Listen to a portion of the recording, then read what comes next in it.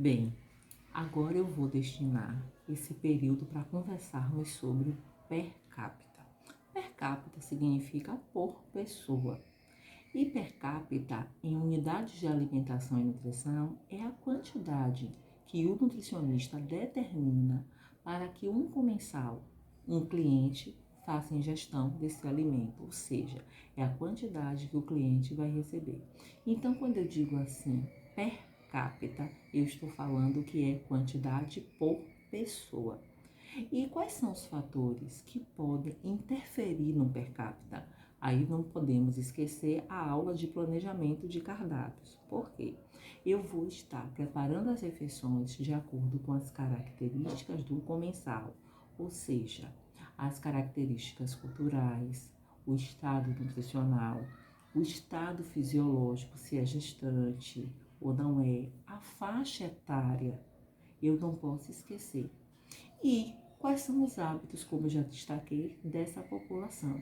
Então, o per capita é a quantidade que vai ser ofertada para atender as necessidades nutricionais do cliente.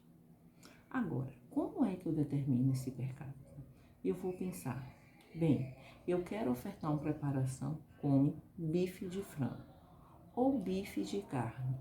E quero que no produto final a pessoa faça ingestão de 120 gramas. Por que 120 gramas? Eu vou estar ofertando em média 20 gramas de proteína.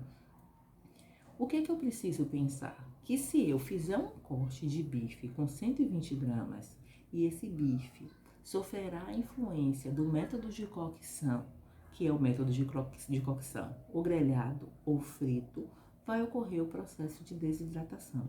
Ao desidratar, você perde volume. Então, se eu quero ofertar 120 gramas, eu não posso cortar 120 gramas. Eu tenho que cortar uma quantidade maior.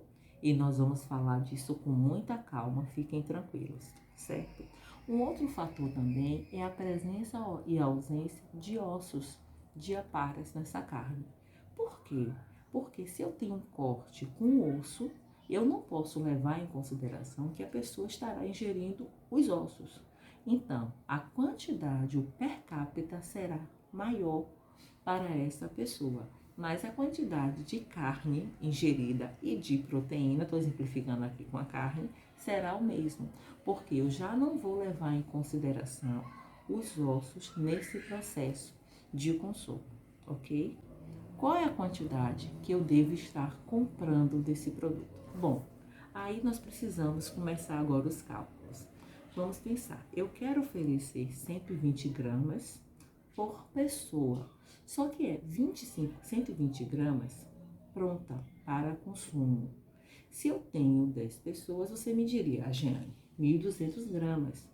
Só que essa seria a quantidade destinada para consumo final.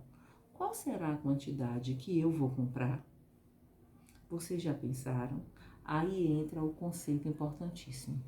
Fator de correção. Por quê?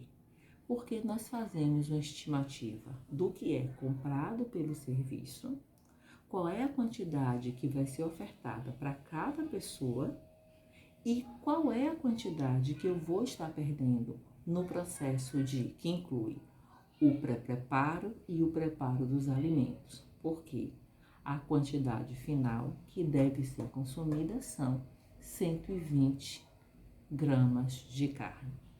Ficou claro para vocês?